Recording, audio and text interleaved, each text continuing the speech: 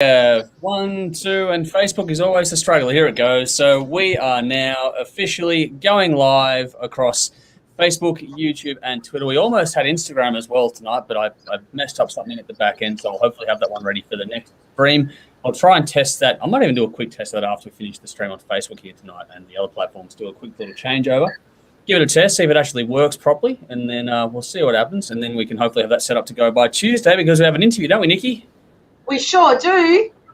I haven't had a clue to who we were talking to. If only I had a clue. Subtle as a brick, you gorgeous girl. Anyway, we're all here, so let's do the actual introduction and whatnot. I'm Andrew. I'm Jody. He's Tim. I'm Tim.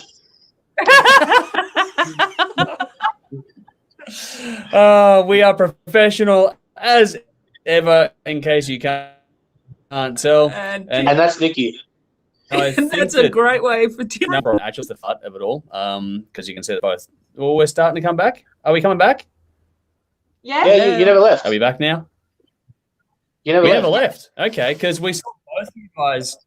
We saw both of you guys sort of freeze on our screen, and then it looked funny because that's why I thought we had frozen. Because when we see both people freezing, it usually means that we've gone out of whack. But then apparently it didn't happen, so we're out of whack anyway. So anyway, we're here tonight to do another episode. What was that? We're off to a cracker start. Oh, yeah, definitely. We definitely are. But anyway, because I'm trying to use this off the house Wi-Fi instead of my 4G connection for tonight. But tonight we're going to sit down and review the latest from Buckcherry, Light the Torch, as well as a local band, the Darren Phillips Project out of Sydney. We'll have a hot topic on who makes it into our ultimate band in just a second. We'll have a gig guide, which is, of course, why the lovely ladies are with us again on a Sunday. But before we get stuck into all those wondrous, glorious things, let's just do the round. So, Tim, how have you been? Fucking awesome. Melbourne City Daily premieres. That's pretty much it. That's in a good mood right now. Awesome. That's good. Anything else you want to add, or is that just going to cover you? Are you riding right now? I'm actually really enjoying watching the Phoenix Suns actually at the moment too. So. Okay, cool. If anyone's following the NBA Finals, drop your predictions below. Yep, NBA Finals. If you're a fan, let us know. My team got knocked out a little while ago, so I'm a neutral observer these days. Oh, yeah, Jokic got the MVP this year as well, so I was happy with that. Yeah, so that's what's interesting. But that's what's interesting is that you got the Phoenix Suns, who are just an old school, proper point guard, proper shooting guard, two wings, a big center that sits in the middle, and then on the other side, like the Milwaukee Bucks, where it's just like, get it to Giannis and get out of his way. Yeah, that's pretty much it. The funny thing about Jokic being named MVP was that was the same day the Bucks got stood down. So I was like, for fuck's sake. In 5 minutes, of those bits of news right after each other, it was like massive high, fucking massive low. Like that. Fucked up. Yeah. Oh, well. Anyway. Yeah. What do you do? Is what it is. So Nikki's probably sitting there going, I have no idea what the fuck's going on right now. So I'm sort of like, should we start our own little chat there, Nikki? White noise.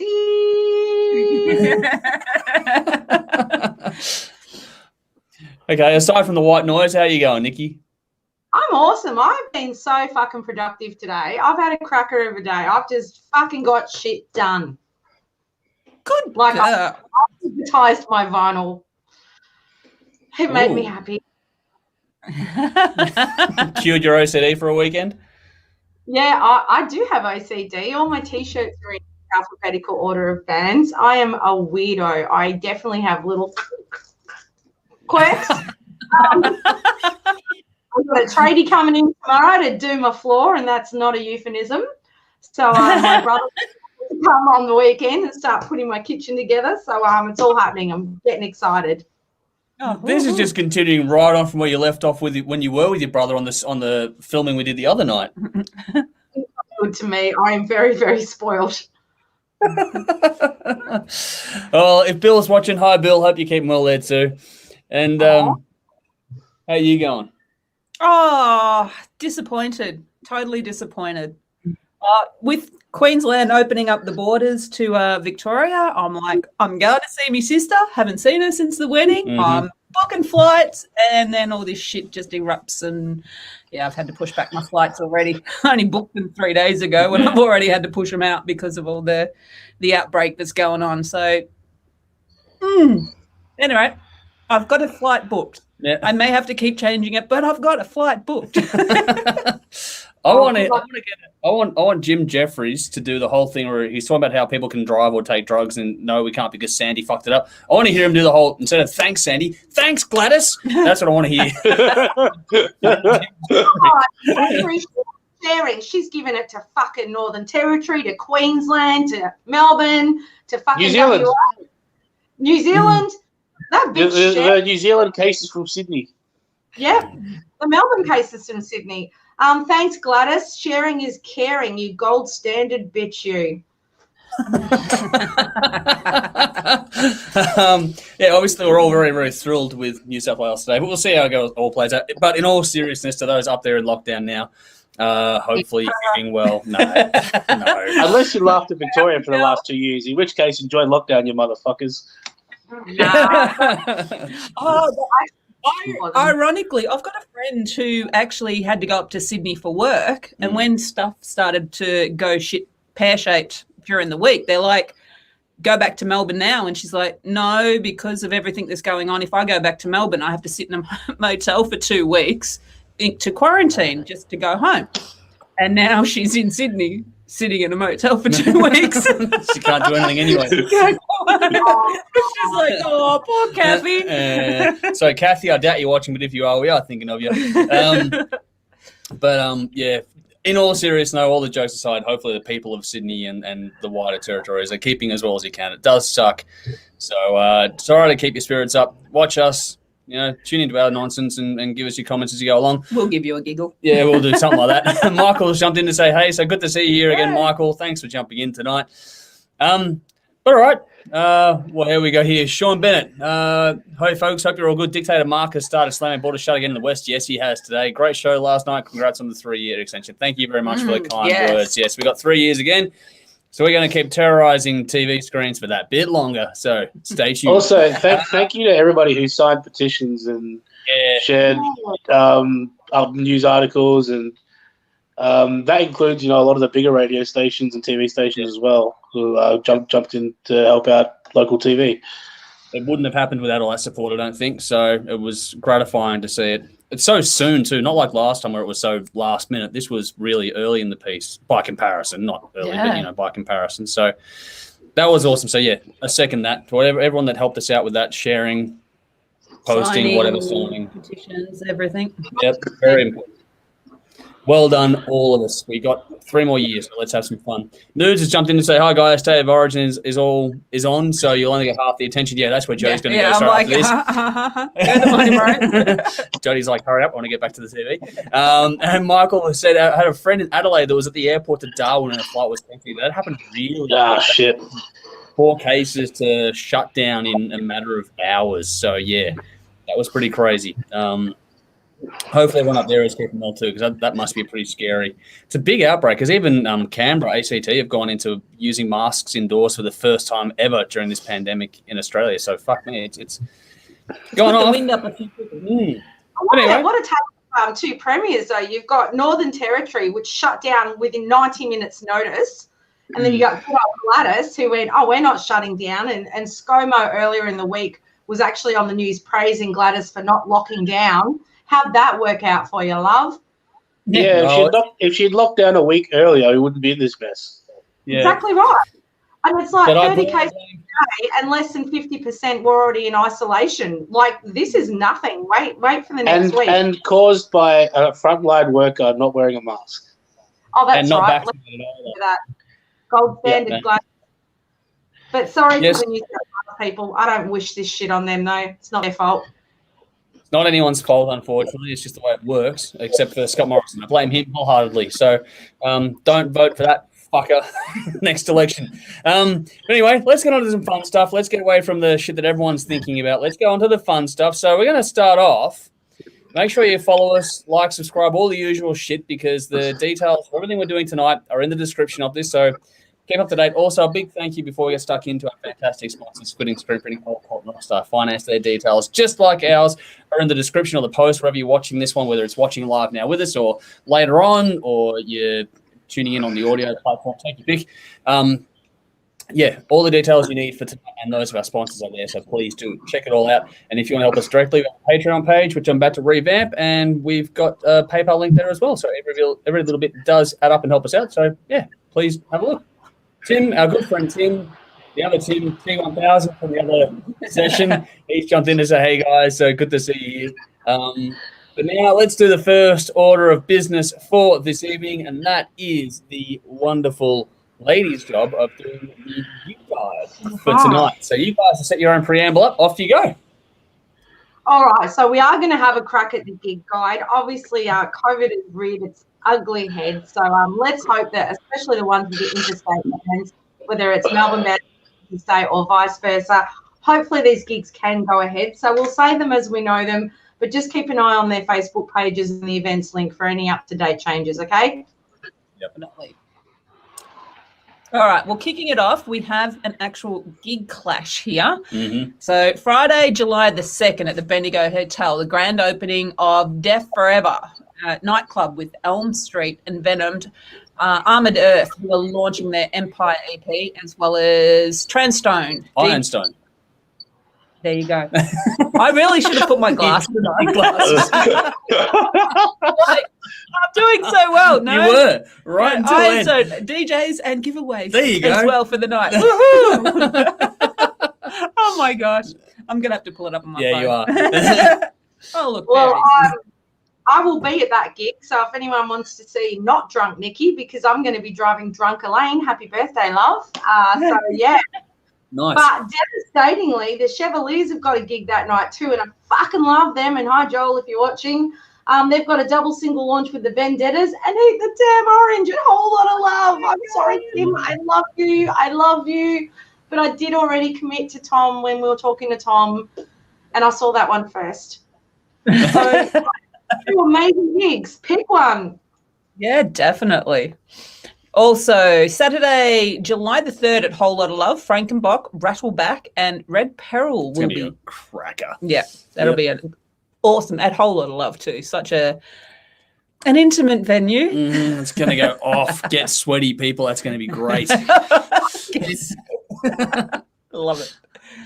Hey, the windows were completely fogged up last time we had them there. Yeah. Yeah, they were. It was epic. Yes. How do you solve the motherfucker gig clash of the year? This one we're about to talk about absolutely destroyed my soul. I was just in pain. My ovaries were stabbed. So basically, I'll talk about it in a minute, and Jodes will read out the second band. But I decided to do what any logical girl would do. I left Nikki, it to a Pokemon. You've skipped one. How about I do the you one do the for next July the 9th, and then Yeah. you do the one that your ovaries ovaries are erupting over. Go for it, All babes. right, Friday. Glasses on, and I didn't even see the one. You just didn't want me to do that clash. Fuck it. I'm doing King Parrot. Oh, watch No. out. I want to do King Parrot. I want to do it. Okay. All right, it's cool. You go. All right, Friday, July the 9th at Max Watts, King Parrot are playing to celebrate 10 years as a band. They are supported by Nicolas Cage Fighter, Womb to a Tomb, Hidden Intent, and Choof. Yep. More than 50% of sold. Tickets are sold now. Yeah, I was going to say, so there's a word. Tickets sold now, so get on it, like ASAP. Don't miss out. All right, now your turn, Nikki. Go on. Do you get Read that out. That's a fucking corker. Anyway, how do you do a fucking decision? You put it down to Pokemon. So I put it out there to Chris from Orpheus Omega, Danny from Ablaze. The first person to pick my favourite Pokemon wins. And funnily enough, it was Mango from Ablaze who picked it. So I will be going to the other gig. But Friday, July the 15th at Stay Gold, Orpheus Omega, touring 10th anniversary of Bleed the Way with special guest Triple Kill in Malice's Wake and Carthus. There is an amazing EP for sale at the moment, which is a collaboration between Orpheus Omega and Triple Kill. you need to buy it. And I do love them. I'm going to see them in Geelong instead. So I'm not totally missing out. Yep. All right. Well, also on the Friday the 16th is Dangerous Curves playing their new album Summertime High at the Bendigo Hotel with a Blaze and Shotgun Mistress. Be another good gig, that one. So, hence the apparel you're wearing. Oh, they're dangerous. Yeah. All right. Hence us talking. He just wants to get the puppies out. Excuse will do, eh? Those dangerous boys from Queensland, we had a pleasure of chatting to them a little while back. Snakebite Whiskey are coming back to Melbourne. I actually saw them last time they were here. They're fucking awesome. If you like Guns N' Roses and Motorhead, go and see this band. They're epic. They're playing the Sound System Studios in Sunbury, I think, and with Shotgun Mistress, another corker band. So get your ass there. That will be awesome. Oh, that's Friday, July 24th. Yes. Now, also Saturday, September the 4th, Hell on the Bay 8 Heavy Metal Party Cruise will feature Desecrator, The Ugly Kings, Hybrid Nightmares, and Soul Dust. Yep. All on a boat. I'm on a boat. I was going to say, it's been ages since I've said that. On a boat. Yep. Get boat drunk. That's the plan. Hybrid Nightmares are a fucking great band live. Saw them for the first time maybe last year, and I instantly bought everything from the merch desk. I was like, fuck yeah. All right, Screaming Jets are playing Young Services Club in South Moraine as part of their All for One 30th anniversary tour. Awesome. Yep. I think we might have to pop in and say hi. We might have to say hi to them there, yep. On Saturday, September 18th at the Bendigo Hotel, Stalker from New Zealand are here on their Black Magic Terror Tour, Australia. Yeah, that's going to be another cool one. They're a good band too. They were here a little while ago for a Legions of Steel event, those guys. Yes. So there we go. There we go. And that wraps up, doesn't it? And as Nikki said earlier on, as always, lineups and events are subject to change, so keep up to date with those that interest you via Facebook or keep watching us. Yeah. We'll talk shit till the cows come home. I mean, we'll tell you the important news. So there you go. I'm done. Okay. I'm going to go watch State of Origin. Okay, have fun with that. I'll see you when I get done in here. Stop, Joe. I'm sorry I missed one. Hey, what would it be if we didn't make stuff up? Like, as we were saying before we started going live, I miss the days where we would just laugh ourselves stupid on set together. That's what's going to happen now more and more as we get used to this platform too. Yeah, stupidity is a middle name. 2-minute gig guide would turn into an hour session with you and I. Fucking crazy. The amount of edits I'd have to put into that thing is nuts. Props was dangerous. Remember the skeleton that got me pregnant? Do you remember him? Yes. Trevor. Still got him. Oh, we've still got him. Memory. That's all good. All right. Oh, speaking of this, quickly, Darren Humphries jumped in 18th of July, Dirty Rats with Rautism and Leaky Cat, Last Chance Rock and Roll Bar. So get onto that one as well. It's another gig there for you as well to go on. That'll be a good show. That'll be a very good show. It'll be a very good show. 2 bands will work really nicely. Oh, a few bands there. And also a big hello from Gear from Norway and Viking Queen. Good to see you here with us once again, as always. Thanks for tuning in. Our dogs running around in the backyard. I think you were signing off, weren't you? Yes, I was saying goodbye. So bye, lovely peoples. See you next week. Mwah. Bye, babe. Bye, baby. I'll see you in there. Okay. Now, Nikki, are you going to hang around briefly for the hot topic segment just for a minute? Briefly, I have a very brief comment. I don't have a lot to say. Okay. Well, for those paying attention, all the links to all the gigs are in the description as well. So if you want to go and check those out, please do.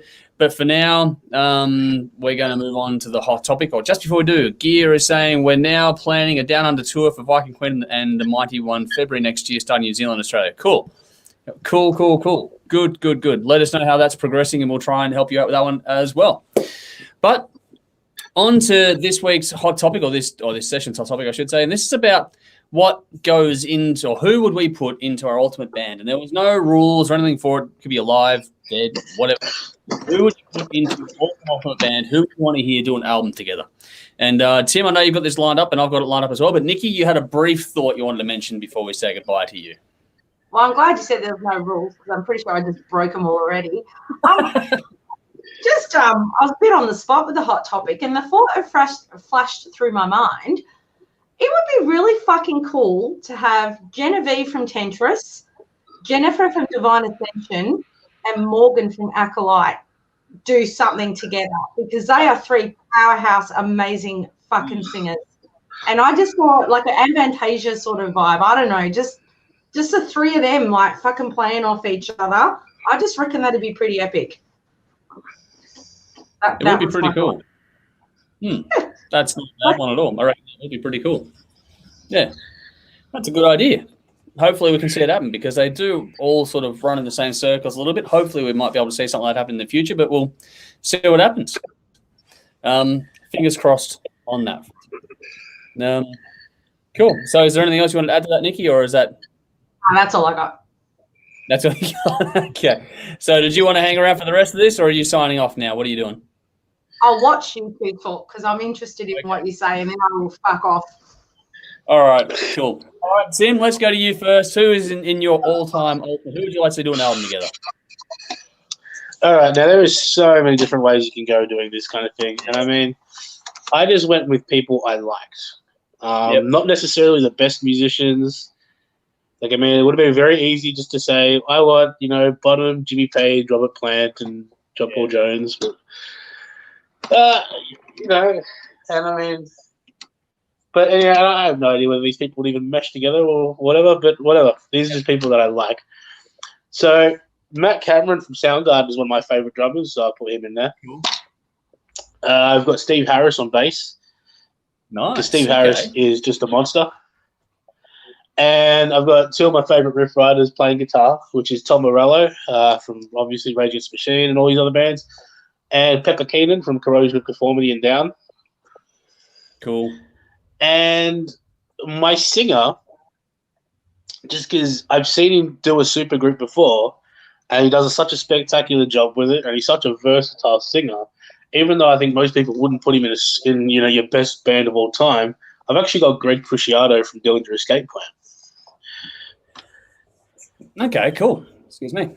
Just because I think he's a versatile songwriter and a versatile singer that can do pretty much anything that's thrown at him. I mean, I would have loved to have put, like, I love guys like Phil, and I love the vocalist coming up later who I love, but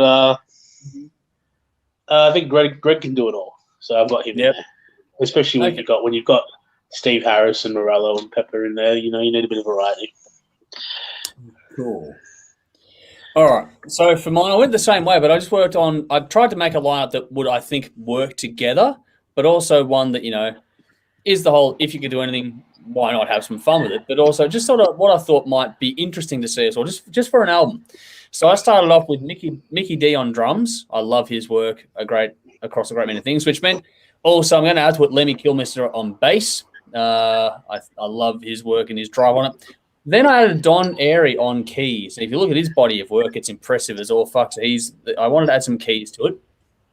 And then on sort of, I think, shared duties on the rhythm and lead guitar sections, I put Jerry Cantrell and also James Hetfield. I think both of those can just as equally do the job, and I'd love to hear those two play together. I reckon that would be just fucking fantastic. I thought about having Het as well. Yeah, it's hard not to, isn't it? But then because I've got so many vocalists in here as well, I figured I'd add a couple more. So I actually want to put Blackie Lawless on lead vocal, but as sort of a co-lead, also Amy Lee from Evanescence. As a sort of a co-lead vocal element, while Nikki appears to have dropped out on us. But yeah, that's what I thought would be really interesting to see how they do something together. I'm even just thinking now, like I was just like, I'd love to see a guy like Ian Pace from Deep Purple play with Lemmy. Yeah, it would and be see good. what he could come, because Dean Pace has that because both of them have that sort of 50s rockabilly thing, and old, or even like John Bonham playing with Frank Zappa. Yeah, that'd be cool. Because both of them have that, old 50s bebop jazz thing happening in a rock and roll context. Yep. So there's so many cool, even where my brain's going now is like, imagine if the Red Hot Chili Peppers instead of Anthony Kiedis, had James Brown. Wow. Okay. And I know that's That'd be strange, but I'm just like, he's the weakest link in that band, and James Brown is one of the greatest front of all time, and in that style of band as well. And yeah. So there's so many ways you can go with things like this, and yeah. If you wanted to go sort of similar but sort of not at the same time, imagine Red Hot Chili Peppers fronted by Gwen Stefani. That's an interesting one. There you go. Yeah. Just as a random thought. I mean, because I've been watching. I was watching before. Because Parliament Funkadelic just started playing live again. They live streamed one of their gigs. Yeah. And I mean, you can put, and I mean, George Clinton's done collaborations with the Red Hot Chili Peppers. Later on, from the Red Hot Chili Peppers to Ice Cube, and I'm just thinking like, you could have put Ice-T in front of a band with Tom Morello, and they would have killed it. Absolutely. And there's so many great musicians out there. Like I was going to put in Dave Lombardo. Yep. Because I love Dave. Dave's the man. And I mean, you look at all the bands that he's played with. I mean, with guys like Scott Ian and we recently played on the with Faith No More dude. Album of the year last year. Oh, yep. But anyways, you know the album I'm talking about. And he's been playing with the Misfits, and he's been playing with Suicidal Tendencies. And I mean, even a band like Suicidal Tendencies, how many great musicians have gone through there, and how many great musicians have gone through the Mars Volta, yeah. There's heaps out there. That's the fun part about doing these sorts of ones. Now, this whole thing was inspired by a question that's actually, when Nikki was interviewing me, she was asking people to put in questions. That was a question about who would make it into all-time band. So I figured I'd continued on here and get the comments, and it was a good one to get the people involved with. So on that note, Nikki said before, sorry, internet shut itself, but thanks for having me. So we're glad she's okay. But Mikey Zamboni said, you guys got it all wrong, and this is going to be the traditional one. He's gone Bonham on drums, and I think that'll be a very popular choice. I wanted to steer away from the purely obvious choices in a lot of respects as well. That's why I went to Mickey D, but I think he's also more versatile than people give credit to as well. Bonham is the man. Yeah, exactly. Yeah, he's the man. Everybody would just rip him off. Yeah, exactly. And you'd have him in your band in a heartbeat. But yeah, I wanted to do something a little bit different with this. So yeah, for those out there watching along, give us your suggestions who you'd put in your all-time ultimate band. You've seen a rough idea from us now, so have a crack in the comments whenever you're watching this one, if it's live or later on. Yeah, let us know what you think as well. All right, Steve jumped in to say before. Okay, cool. I'm assuming he's enjoying some red, so cool. Awesome. Just a random thought. You know who I would love to see do a collaboration, and this is not a hard rock thing at all, but Paul McCartney and Phil Collins. I'd love to see those two do something together. Yeah, that'd be interesting. Or a Billy Joel, maybe, if you're going to go down a really odd, out there sort of a path. Well, the other frontman that I had, and I'm like, if I had to pick who's the best frontman that I've ever seen, I would have put down Bruce Springsteen. Yeah. And I mean, how many people would you love to see Bruce play with? Yeah, exactly. But even when you get down to talent, someone like Mike Patton could play with anyone, anytime, and make, I mean, I actually saw I saw the tour where Tom Morello was part of Springsteen's band.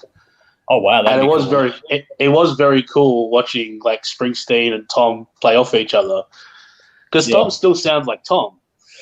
Yeah, he still has that kind of, he's the heaviest guitarist in the band, and he's still got his playing, doing his scratching things and lots of the whammy pedals. Like, he's still doing that stuff, but in the context of Springsteen's music. Yeah. Yeah, no, that's cool too. Like when you get to see people, we should do another whole topic at some point about, what are some out there collaborations we'd like to see. That'd be an interesting one as well. Try and go really out of the box with it. AC/DC and Axl Rose. Yeah, well, that's been done. Recently we saw Dave Chappelle and the Foo Fighters. So, well, yeah, that's true. That was a thing as well. If you haven't seen the clip, it was Dave Chappelle singing for the Foo Fighters, now covering "Creep" for Radiohead. Yeah, I know. Bizarre And combination. I wish I was there so bad. That looked fun. Yeah, it would have been really fun to see that one in the And then moment. whoever's shooting the camera cut to the side, and there's Chris Rock and John McEnroe. Yeah. Oh, it pulled out all kinds, doesn't it? It's like everyone turns up for those. We can't get them here. Anyways. Yeah. Oh, here we go. Benjamin Payne, our good friend, has jumped in to say, hey, guys, so good to see you here on YouTube. Thanks for jumping in. Mikey Zamboni is off. He's got Paul Stanley and Robert Plant. That'd be an interesting combination. That's a good one. But he's also put Bieber fronting AC/DC. Now, that would be odd, to say the least. There are some wild ones out there. But yeah, there's ideas in this one. Keep putting them in the comments as we go along. And if you got any thoughts on the... you can do this forever, man. Like, you could, yeah. Imagine, I knew who'd be a good AC/DC front, Roger Daltrey from The Who. Yeah, that'd be cool. That would be very, very cool. Same era, but Steven Tyler would be interesting in front of that band as well. Steven Tyler would be good. So there's some interesting ones there too. Michael Gowes jumped in and said an unexpected great collaboration was Miley Cyrus at the Temple of the Dog at Chris Cornell's farewell concert. That was a good one, actually. I will pay credit where due for that. That performance was fucking smoking, so she knocked it out of the park on that. Miley, you should for all of her pop hits, she's a phenomenal singer. Yeah, exactly. Definitely agree with that. And Benjamin's jumped in to say, I always thought Tom Kiefer should have fronted instead of Axl for an AC/DC. That'd actually not bad. There's heaps out there. There's another hot topic in itself. Who should have fronted AC/DC except for Axl Rose? David hated us for that hot topic, but it'd be interesting to do it anyway. To be honest, I actually listened to a few of the clips. I actually thought he did a great job. Axl did a good job. Axl did a really good job. Yeah. Is my connection okay, mate? Just making sure that my connection. Yeah, okay. You're fine. Don't stress. Cool. Just because it's doing some funny things here at the back, like with what I'm looking at, but I want to make sure if it's all good for you, then all good because I'm getting everything clear, so it's all good. But yeah, there's a lot there. We can go into all these hot topics for hours and hours, but we'll try and get through a few reviews, shall we, before we drag on for way too long tonight. Here we go. Axl with the cast on. That'd be... Yep, there's something there. All right, in the comments, in the description, I'm going to put our first clip in for tonight. It's in the description if you can't see it in the comments now because some platforms don't like it. But we're going to talk about a local band out of Sydney in the Darren Phillips project. So I put their video for Best Man for You, which was released about 8 months ago, I think it was from memory. This was the lead single from the album. So go and check out that if you like your AOR or melodic rock, because that's what territory we're going to start with tonight before we move on to some heavier stuff later on. So this is the Darren Phillips Project, Volume 2, 10 tracks, 36 minutes, the second album from the Sydney musician, released March 2021 via Melodic Rock Records, self-produced by Darren, with him also handling writing and guitars alongside Daniel Steed. The rest of the lineup is a revolving door of guest musicians from bands such as Midnight City, White Widow, Pink Cream 69, Sisters Doll, Crazy Licks, Work of Art, and many, many more. 2 singles have been released in You Make My Dreams Come True, which is a cover of the Hall & Oates song, and Best Man for You, which happens to be an officially unreleased Paul Stanley song. So Mikey Zamboni, you're the big Kiss fan, so hopefully you'll take something away from that. Dave and I think, reviewed the first album a few years ago. And here we go. Darren Humphrey's gone. Rob Wild was one of the ones singing. Yes, he definitely was. There's a revolving cast and crew on this one. But yeah, Dave and I reviewed the first album a few years ago. So let's see how you went with it, Tim. I was actually going to say, before you brought it up, this is actually a great cover choice for this album. Yeah, it was. That fit perfectly. Even though it's on the poppier side, I think for the style of, because melodic rock is sort of become like a buzzword these days. I think it's applied to a lot of things. Yeah. And for the style of, melodic rock that's being played on this album, I thought it was a perfect choice because it was the most poppy thing on this album. but it fit and it came at the right time as well. Yeah, But that was a great choice. With this album, though, very vocal driven. That's definitely at the front. Synth really sits to the forefront as well. There's a lot of tasty guitar licks floated in and out the vocals. And I mean, if you like melodic rock, and if that sort of thing has come to you these last few years, you're actually going to really probably get a real kick out of this album, because I mean, while again, like I said, that melodic rock thing gets applied to a lot of things, and there's a lot of bands playing that style these days. I found this one to be a little bit more unique than a lot of the, because I mean, we've all heard Eclipse and Heat and all that, Sweden, and a lot of bands try to copy that. Whereas I think with this project, it sounds a bit, again, it is more vocal driven and more synth driven. That's not to say there aren't some heavier moments on there as well, but it's nice to see a band doing something new. It's a very fresh take on that, melodic rock sound that's been out for a while now. So I thought this actually was a really enjoyable listen. Drive was my highlight. And yeah, I'll give it an 8 out of 10. Okay, cool. From memory, the debut album a couple of years ago went pretty well with us. It's on a fitting label. It's on Melodic Rock Records. It is the right fit for these guys. Nice to get another installment from them. Certainly a big chunk of the 80s on this. If you like your melodic rock or AOR, this is something you're definitely going to want to check out. Heaps of layered melodies and vocals and hooks in this one. As is the style, you got, riffs and synth in equal measure on this one. Drums and bass are used to either help drive things along or to help fill the space between what's happening with the song and how much space is being left behind, kind of a thing. And for how many guests there are on this thing, it's amazingly cohesive. Like, it shouldn't work this smoothly to have this many people from all over the world. It's been done pretty bloody well. And the gear changes were nicely done too. So, between all the performances and the songs, you've got, a good balance of grunt with the beautiful stuff going on there too. Like you were saying, that the Hall & Oates cover is actually really well placed in the middle of the album.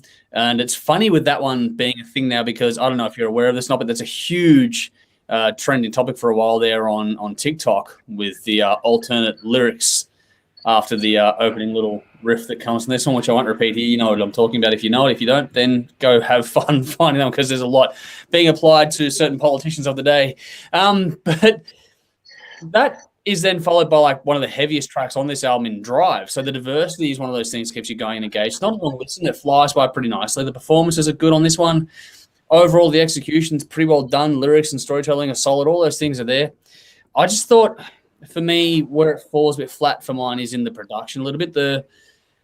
I know what you're saying about how it was a bit different, but what I found was that it was a bit sort of caught between wanting to be more rock oriented and then being more synth oriented. It was sort of caught between the two worlds and didn't really decide one way or the other. I kind of took it as almost like a new wave take on melodic rock. Okay, yeah, it's a good way to look at it. Like what if what if an 80s new wave band was playing melodic rock? And that's how I kind of started to think about it. Yeah, okay. Because it is very synth heavy. Yeah, it's synth driven, but at the same time you get other ones on here on the track Hold On. The synth that I thought was a really pivotal part of the music was really, really back in the mix. And I thought that would be much more beneficial if it was pushed up to the front on that too. It was there were just some interesting choices, which makes it interesting, but at the same time, I don't know, it wasn't quite what I was looking for, but it's going to come down to taste. And that's not a bad thing either, because, what one person says about it doesn't really mean much. Go and check it out, because there's plenty of good stuff on this one. For all the things that I'm talking about, there's nothing bad about this. The track Hold On, all like what I said about the synth work on it, I actually really like that song. I think it's fantastic. It doesn't take anything away from the experience of listening to it. I think it's one of the standout tracks on the album.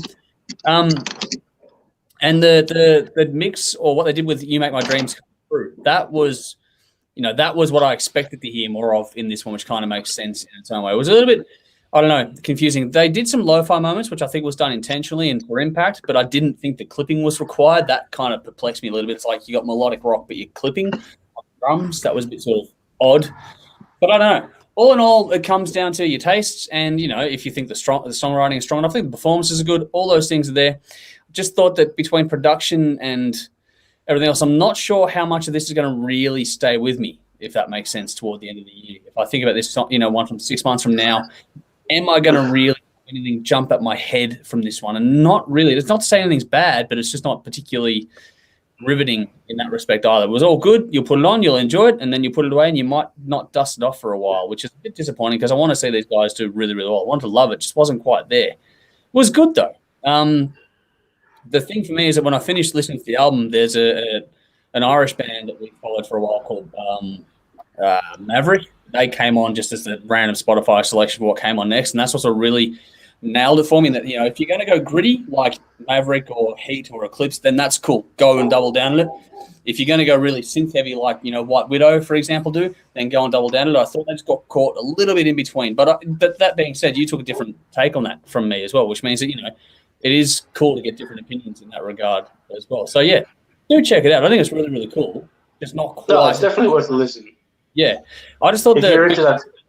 Yeah, if you're into that style, you'll get something. You may get something out of it. Yeah, exactly. Have you heard the debut album, the first one? No, I have not. No. Yeah. See, I'm coming from that one, so it'd be interesting to see what you thought of the first album as well, because I really rated that one a bit better than this one. But this is still pretty good. Nothing bad about it. Just give it a look. What do you think? I gave it a 7 out of 10, so still a pretty good score. I picked "Stay," "Hold On," and "Holding a Love." They were my standouts on this one, so it's a bit different. But yeah, worth checking out. So please do. And if you're a fan, then let us know in the comments. What else we got here? Darren Humphrey's also going Heart Attack. Yeah, that's the first album. That one there. It's a link in the comments. And Benjamin's saying a pseudo echo melodic rock ? Okay, not sure. Check it out and let us know what you think in that regard as well. But we're going to move on to the next one before we start dragging this on for too long tonight. So in the comments, a little band called Light the Torch is coming up next. And we've chosen the video for Let Me Fall Apart while the dog is doing something out there. I might have to open that door in a second, actually. But check out the link in the comments or in the description. There is... Hold on. Dog's doing something. Sorry, I might just quickly go and investigate. Oh, hang on. Bear with me. I'm going to open the door. Let me... Tim, that's all right. I will talk about this fine album here. Sorry, no, Jodie's back. It's all good. She's got him. She's wrangling the dogs outside. So sorry about that. But yeah, basically, I'll do the preamble as usual. No, I was about to go and get him, and then Jodie's walked out and just grabbed the dogs by the collar and taken them inside. So it's like, okay, cool. But yeah, long story short, check out the song because we're doing Light the Torch. The track is Let Me Fall Apart. The album is You'll Be the Death of Me. So let's do that review now. So Light the Torch. You'll Be the Death of Me, 12 tracks, 43 minutes, the fourth studio album from the band, although they're second under this name after changing from Devil You Know. Released June 2021 via Nuclear Blast, produced by the band with Josh Gilbert comes from As I Lay Dying. 3 singles so far have been released, including Wilting in Light and More Than Dreaming. This is the band's first with Whitechapel's Alex Rudinger on drums and has a Terence Trent D'Arby cover on it as well. So I've had a few interesting little selections go through the rounds tonight. So Tim, over to you now. How'd you go? Oh, so first of all, Alex Rudinger is from every fucking band ever. He's played for Intronaut. I first saw this guy doing drum covers on YouTube like 10 years ago. Yeah. And that's how he got... And then all of a sudden, he got sponsorships, and then he's fucking killing it. He's a fucking beast. Nice. But you know what I love, right? Yep. Howard Jones is one of the baddest motherfuckers on the planet, right? Yeah. And this is a dude who I don't think people understand just how influential this guy is, because every band that's done screaming vocals with a clean chorus has just ripped off Howard Jones. And I mean, End of Heartache came out almost 20 years ago now. Yep.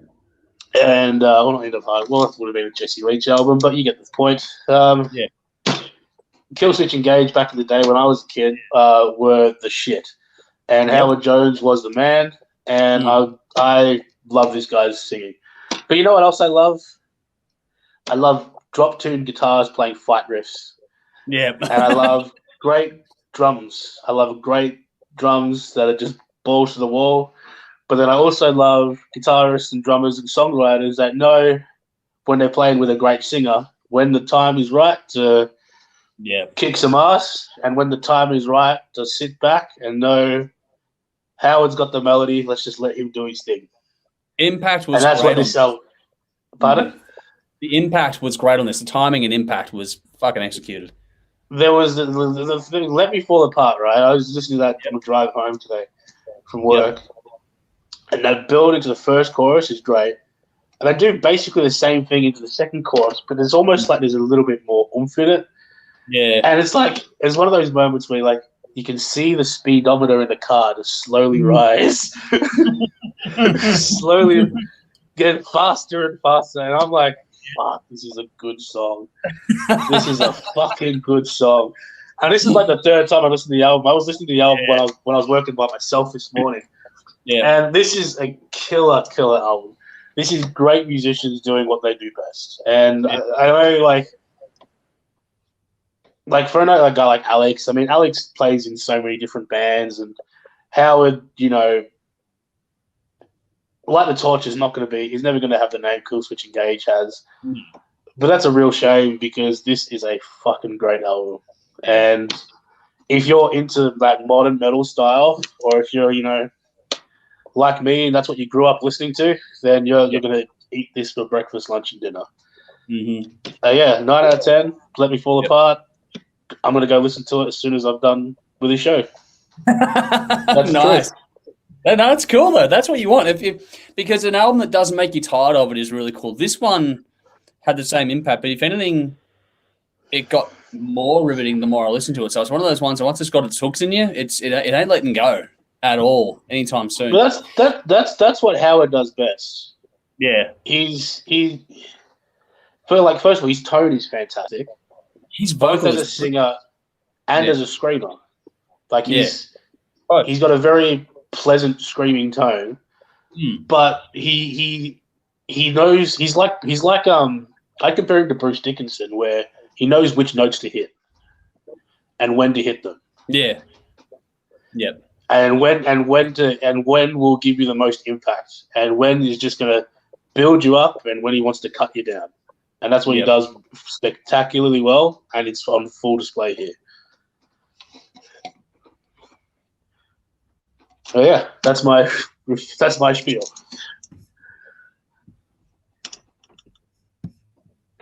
Yeah, you there? We're both. Yeah, I'm there. Okay, cool. You never cut out. Don't worry.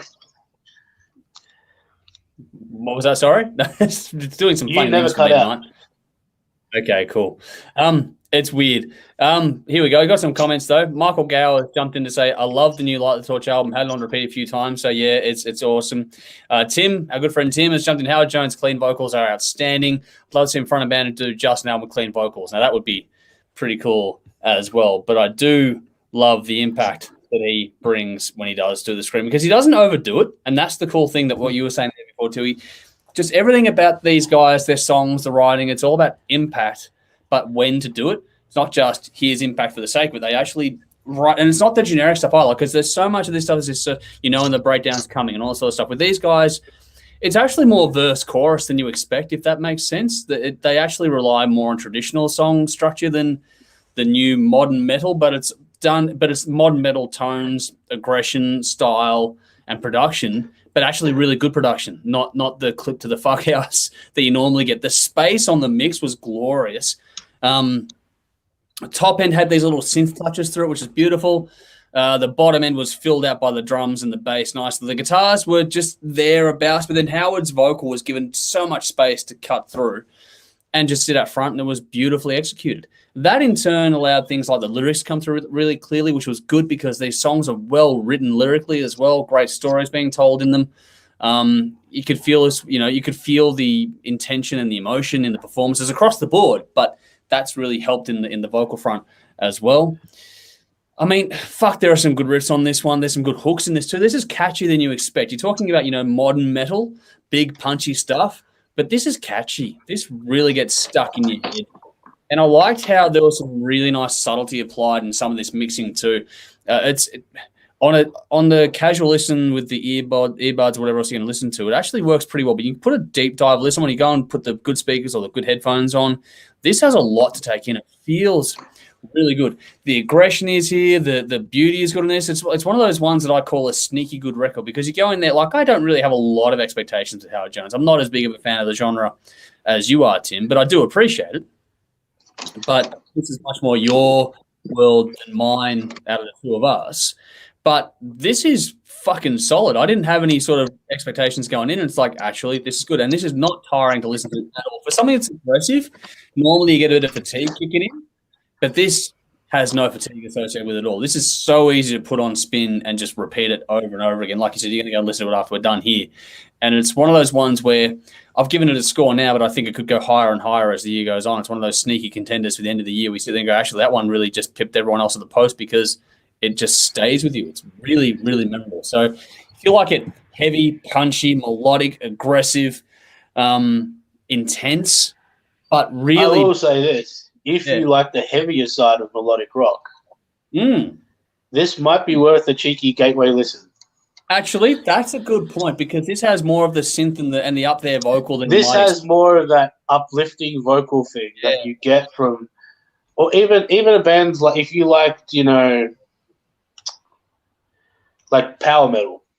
Yeah, this has a lot of that uplifting. That's why I compared it to Bruce Dickinson. He's got a lot of that kind of stuff to it. It's definitely worth a cheeky listen if you like that stuff. Don't expect, you know, it is a modern heavy metal album, so don't expect clips, but there are little elements of that kind of style in here as well. No. I see what you're saying. I agree because there's a bit there. If you're a Maiden fan through to a melodic rock fan, there's something here that'll get your attention. It's got more crossover appeal than you might expect, which is a good one. So sneaky good. I reckon this is worth checking out. Check it out. 8.5 out of 10. Also, it's only your score, but you're going. If Nikki's watching, she should check this out too. Actually, yeah, and I think Mick too, for that matter. Yeah. If Mick hasn't checked it out, Mick should check it out too. But yeah, 8.5 out of 10 from me. Living with a Ghost, I Hate Myself, and Something Deep Inside were my standouts. It's funny how on this one I normally don't gravitate toward the more aggressive ones, but on this one I did, which was cool. They were awesome. They were awesome tracks. Yeah, that was good. It's great from start to finish. Yep. Tim agrees with Tim for a vibe tonight. I'm generally not a fan of screamo vocals, but these guys do it in moderation, and Howard's melodic singing is brilliant. So there you go. And Nikki is watching. So Nikki, yes, check out this album. And here's a random question from Benjamin Payne: Avenged Sevenfold or Killswitch Engage? Killswitch Engage. Probably going to go the same way, actually. Although I do like Avenged Sevenfold are all right, but I think Killswitch are a better band. Yeah, I'm probably going to agree with that one, actually. Although that'd be a good little interesting battle sort of an episode one day, wouldn't it? That would be, actually. That'd be pretty good. You could pick 5 albums from each very easily. Yeah. No, that's not bad. Michael Gow agrees, Killswitch Engage. So, yeah, we'll see how we go with that. But keep those comments coming as well if you're tuning in.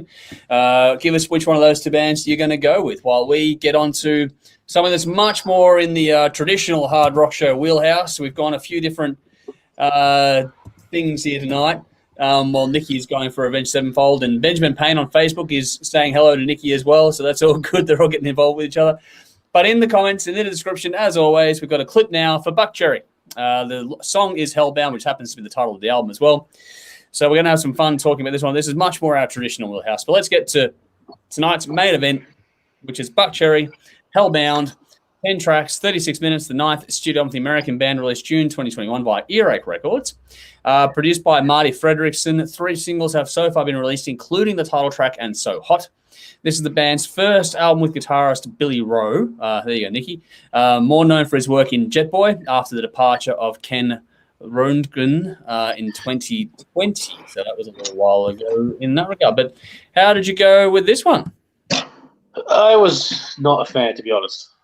No? Okay. To be perfectly honest. I thought the songs were there, right? Yeah. If you strip everything down and cut off, I thought the songs were there, the songwriting was there. But when it came to a total end product, for me, this just felt like defanged easy listening masquerading as hard rock. Wow, okay. Like, I felt there was... it was very for me. Like I've heard a few Buckcherry albums, and I think they've done some very good albums. Having said that, I thought this one was very much tailored towards American rock radio and just throwing 12 tracks at the wall and see which ones get played. Okay. And I did not get much out of it because of that. Okay. All right. Now, again, as I said, I thought there were some good tracks on here. I think 54321 is a good track. I thought Hellbound was a good track. But once... Like, when I say good track, I mean the bass is there. There's a good riff there. There's a good melody there.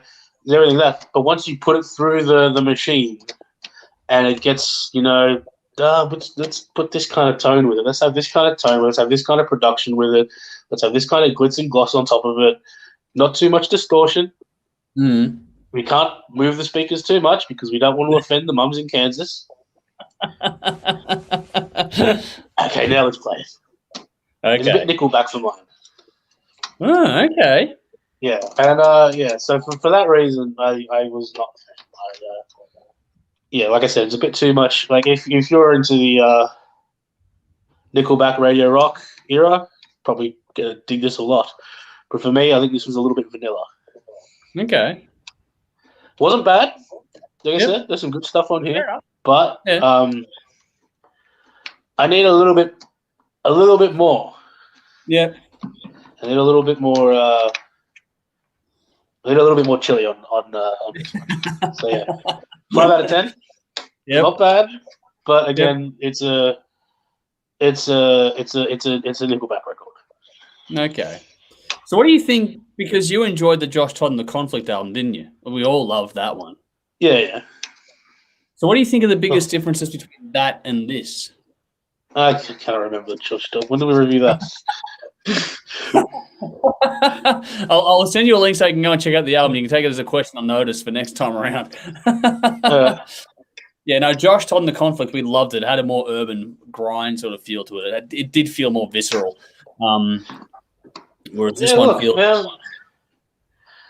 That's it. Like as you can see from the review of the last album, I just want to feel something. Yeah. I don't like, and I'll say it's the same thing I've got with like glam bands, right? The difference between glam bands that I'll listen to and glam bands that I won't listen to is I want to have some kind of aggression. Yep.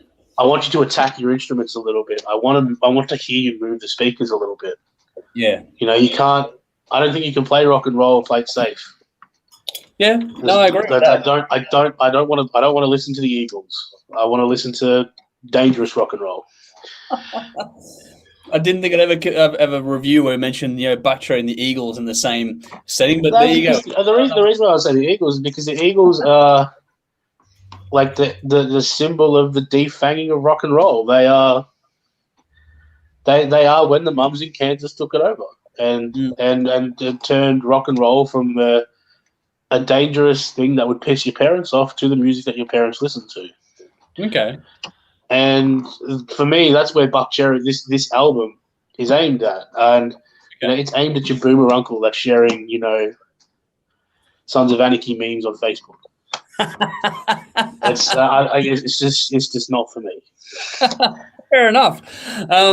In the comments, Nat Machida has gone Avenged Sevenfold and Benjamin Payne can't choose between the two, but Nat Machida also jumped in to say, I think this is a good album, and The Barricade is a standout track for me on early listens. Okay, cool. Nice. Good to see.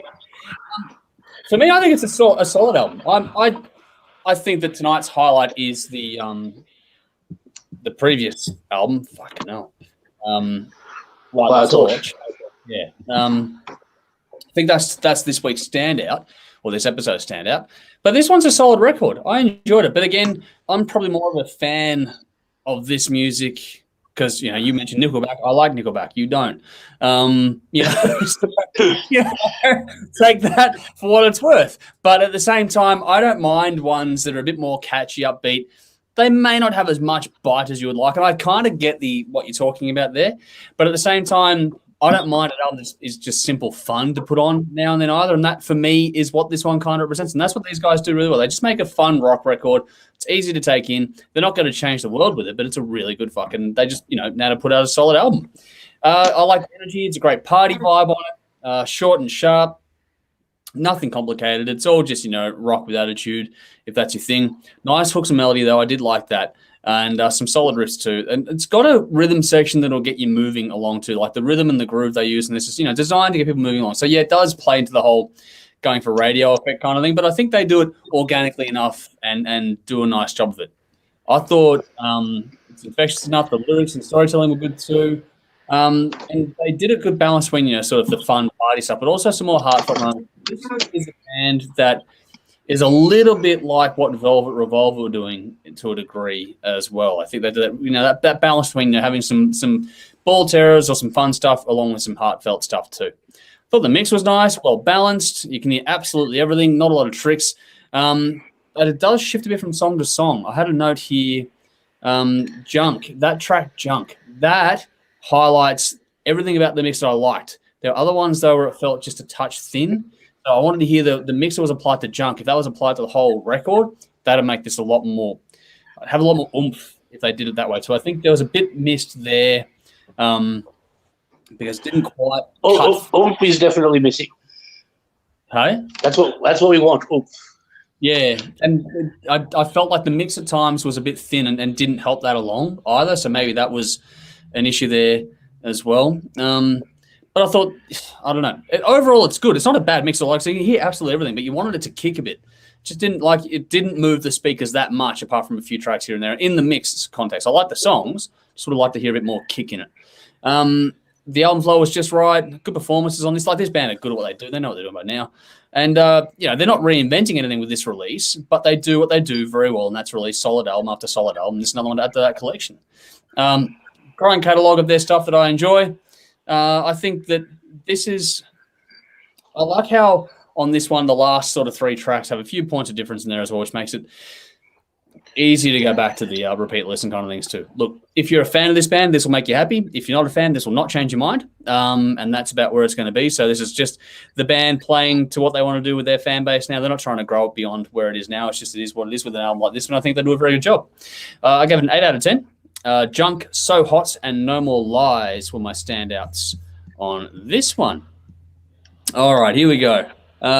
More comments are coming through. I love Tim's Mind, I truly do, from Nikki. And but again, I'm right at the same time. So I think Nikki's having fun, and Nikki's gone, don't lie, Nikki, it's his hot bod. So there we go. So we're getting all around the comments here in Facebook land there. So thanks for that. Back and forth. Make sure you let us know if it's Avenged Sevenfold or Kill Switch Engage. That was the battle choice before, wasn't it? That was a little fun, yeah. And also, any thoughts you got on the music or the who would you put in your ultimate band? Those are all things. So keep those comments going, even if we're not watching this live. Just jump in later on, and it all helps us to get the word out there. Giving us a share helps us out too. But we're sort of getting to that point of the night where we start to wrap things up and move on to things like the bin in a moment. But again, make sure you're following us, like, subscribe, all the usual stuff. Details are in the description. Check out our sponsors too. A big thank you to Squid Old Cult and Rockstar Finance. It's like he's got something to get off his chest real quick. I don't know what's going on there. I was trying to think of a bit.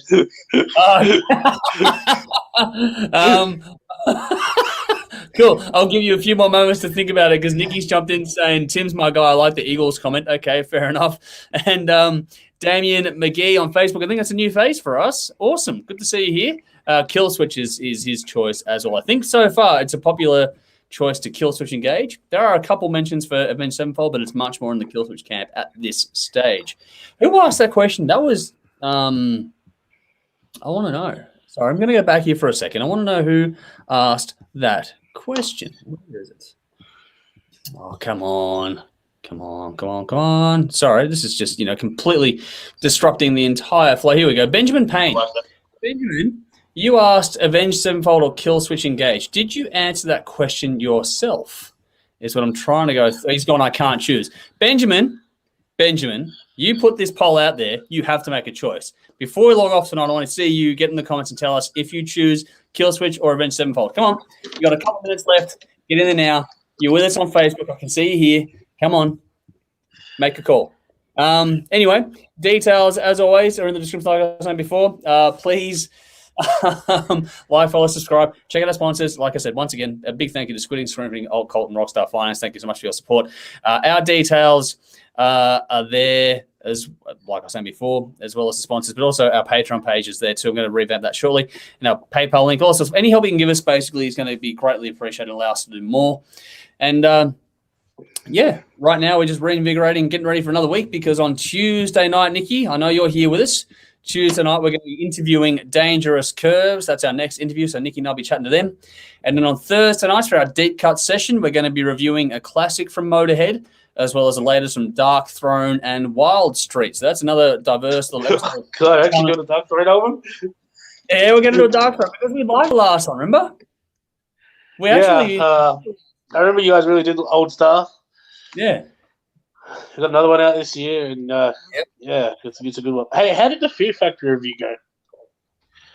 go? Good from memory, actually. Yeah, Dave and I both liked it. Yes, very well. Yeah. What do you think of it? Hey, I loved it. Good album. Really good album. Okay, cool. Especially because, like, here we go. I know that band, like, Dino's gone to hell and back lately by the sounds of things, so, yes. Fair effort to put out a good album at the moment. So, yeah, well done to them. Be interesting to see where they go next now that Burton's departed. I'm curious about that, but we'll see what happens in the future with that. Yeah, there's been follow Dino's Facebook page. There's been a saga and a half over the past year and a half. Yeah, it's been pretty wild actually watching that play out. But all right, but I think that Burton's happy with fucking hell. What? Fucking hell, Benjamin's off to the races. But I think Ascension of the Watchers, Burton's other project, I think that one seems to have captured his heart a bit more. There's more of them coming out as well. So we'll see what happens with both those projects. But if you like something a bit different, check out the Ascension of the Watchers stuff too. It's not bad. Much more sedate, but still interesting. Very cool. Nikki's gone. The heater is throwing out more bass than the subwoofer, so that's a bit interesting. But all right. And Nat's jumped in to say, any chance you guys will review the new Constancia album? That one's caught me by surprise. I haven't checked it out yet, so we'll have to go and have a look at that one. We'll have a look at it, for sure. Yeah, have a look at it. Give it a go. I think Benjamin's tried to answer the question but failed. Avenged Nightmare is fantastic LP, but Life to Lifeless for the win. There we go. So even Nikki's jumping in on this, going, Benjamin, pick between A7X and Kill Switch. Nightmare is great. Nightmare is a very good album, actually, with Mike Portnoy on drums. Yep. That's cool. Okay. And so he's also put in there, so Kill Switch or American Head Charge. Okay, I don't know what the fuck's going on.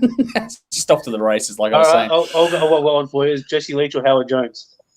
Ooh. That's There is tough, only one answer, but there's only one answer, but I don't want to write off Jesse Leach. That's the thing. have you seen him live? Same times with Grace live. He's not great. Yeah. Okay. Yeah. All right. Well, we'll let the public sort that debate out. But I know a lot of people do have like a lot of nostalgia towards Jesse Leach as well. So, because like I said, Life to Lifeless, it was the first one that came out. Or the first that had Last Serenade on it, and yeah, exactly. My Last Serenade is a banger of a track, man. Oh, it's an absolute killer.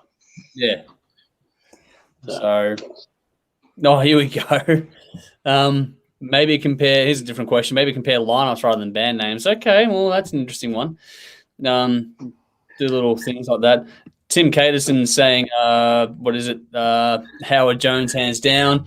Michael was saying, both Jesse and Howard are both good in their own way. Okay, what I will say is, there's a great clip on YouTube, if you can find it, of it's a Kill Switch Engage live DVD. But go watch Howard sing Last Serenade. Okay. All right. Okay. I'll give it a go. Send me a link. I'll go and check it out. All right. Okay, and then Damien's followed up with saying there are iterations of both bands I prefer. Okay, that's cool. That's one to dig deeper into. So there's a lot of comments and conversation coming through. I'll take notes of all this stuff and do them as topics for discussion at later dates. So special episode soon on Channel 31. Kill Switch Engage in Red Sevenfold. What happened? I think we've got this year mapped out. We'll have to do it for next year because this year is mapped out. But yeah, next year I think we can fit it in there. hopefully for this year's fucking jam-packed already. It's insane. But all right. It's time now to get onto it. Make sure you tune in because we are on TV with 3 more years. We've got another 3 years, which is fantastic. So 10:30 p.m. Thursday nights on Channel 44 in Adelaide. 3 more years. 10:30 p.m. Channel 31 Saturday nights in Melbourne and Geelong. Again, 3 more years. We have television screens to use and abuse. We are going to do that. All of this month is going to be all about the special episode we filmed recently. We thought it was our farewell. We've got probably 8 hours worth in there, to be honest. By the time we got done with it, there was heaps in there, man. That 6 hours was easy to fill.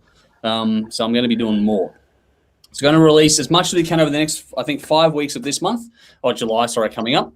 And then at the end of the month, as part of our special, our next special is Metal Church. That's what we're doing in July. But then following that special on Channel 31 as part of the marathon, we'll air the rest of what we did between us for the TV finale farewell kind of episode that we put together as well. So there's a lot coming up on Channel 31 and Channel 44 over the next 5-6 weeks. So please do check us out on that one as well. Oh, God, here we go. Oh, fuck. Michael's gone check out Scion Blade. If you haven't already, it's another Howard Jones side project. Yep. Okay, cool.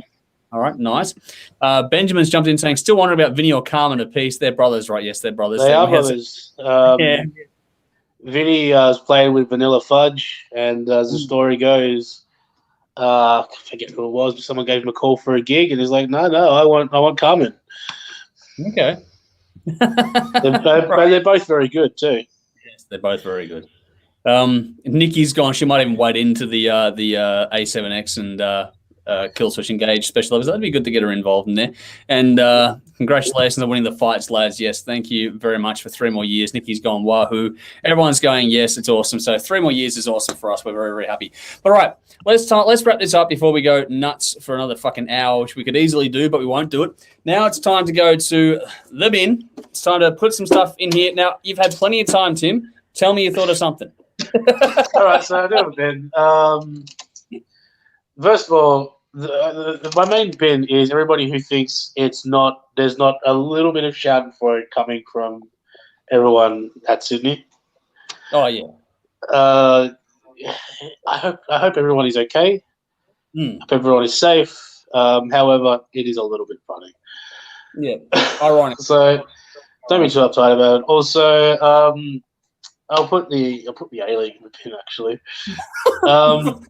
After you being on scheduling their grand final at the same time as international tournaments. So there's a lot of players today. The A-League grand final was today. There's a lot of players today who couldn't play because they're in quarantine after being on duty with the national team, which is fine. They should be in quarantine. However, the game should have been scheduled for a couple of weeks earlier. Play a few midweek games. Important to have your best players on the field for your showcase event. Agree. I think we've all seen how that can work. AFL, the NBA, the NFL have all done it. So, well you understand as well with a game like soccer. Like, I know the A League's not as big here as the AFL, but that game's going to go out to 150 countries, and so you want to put your best foot forward, particularly as a league. But I also want to take the time to say again, look, thank you to everybody who signed petitions to help out community TV. Again, like it was heartwarming to be at work and hear people on the radio talk about it. Yeah. Other television stations talking about Channel 31, and again, thanks to the politicians who actually got behind it and pressed it forward nice and early for us, so we weren't sweating on the last minute. And because mean, when they signed it last year, they were very clear in saying this was the last year and that's it.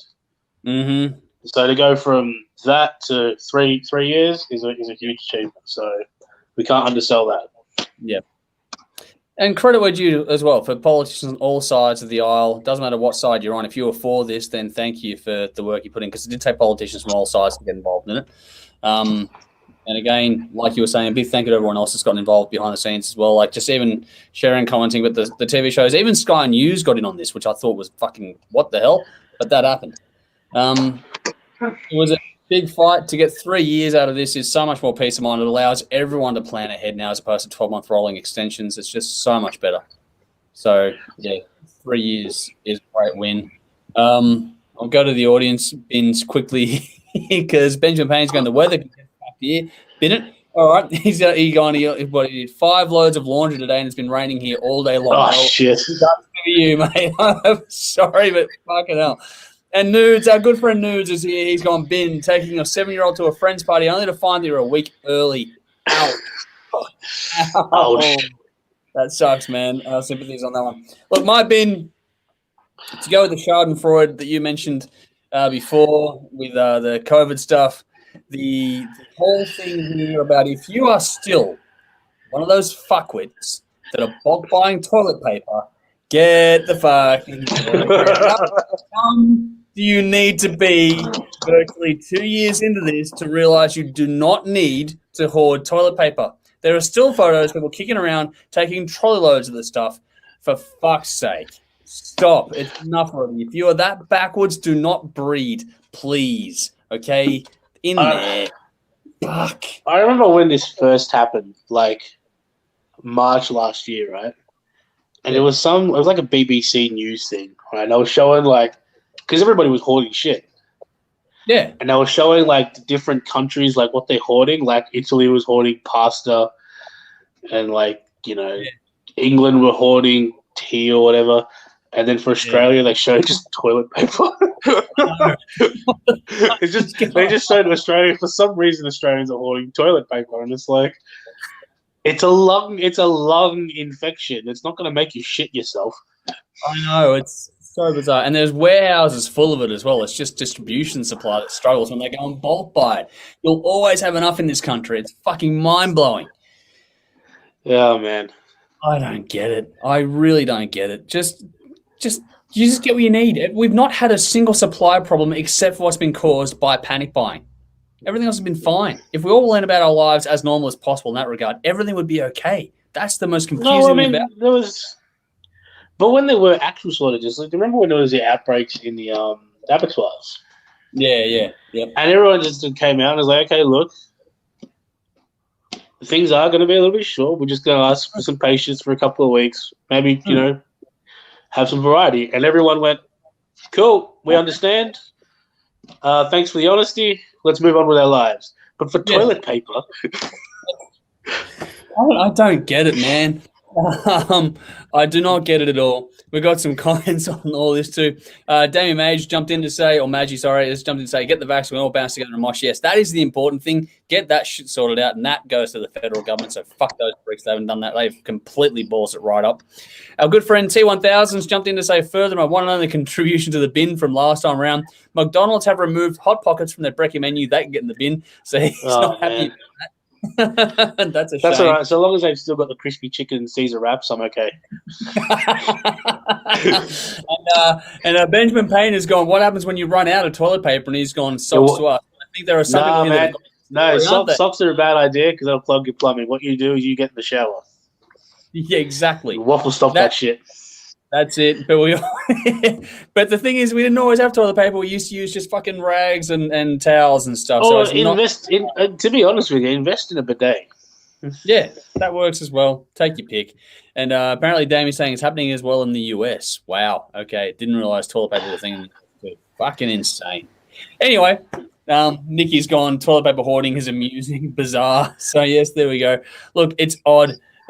Yes, Benjamin, we know you have to use your socks. You know what would be the ultimate flex is TPing someone's house right now. That would be the ultimate man.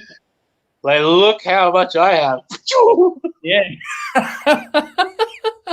That's a whole new meaning of fucking shit to get something. It's like fucking hell. That'd be fun. That'd be something you would do at the moment, wouldn't it?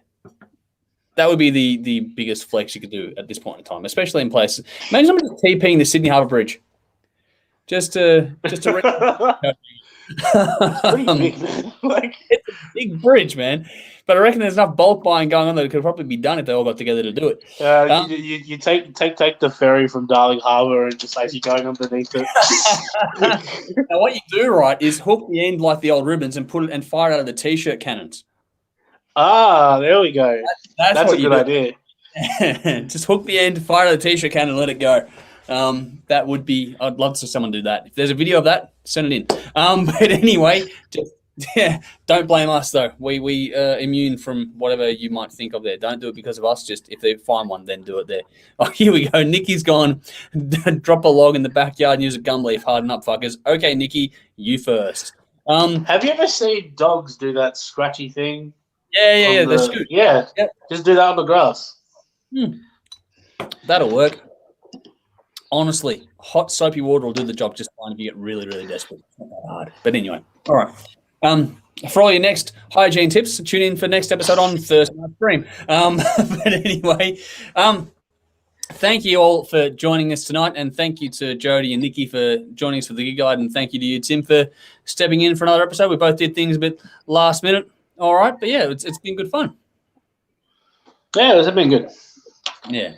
And Benjamin's jumped in with one final comment before we head off. If you haven't already heard it, check out my friend Tracy Guns from LA Guns' song called Let Me Down. Not bad at all.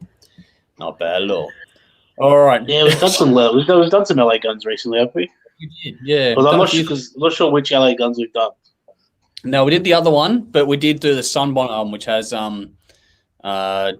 Tracy Guns on the Sunbonnet album. We did that one recently too. So Tracy Guns been pretty busy actually. So he's doing a lot of good stuff. Oh God, Nikki's gone. T-shirt cannon killed Flanders' wife.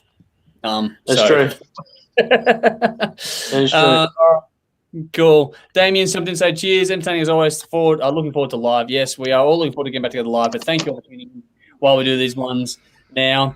And we'll sign off here for now. We'll see you all again very, very soon. Until then, though, as always, I'm Andrew. Tim.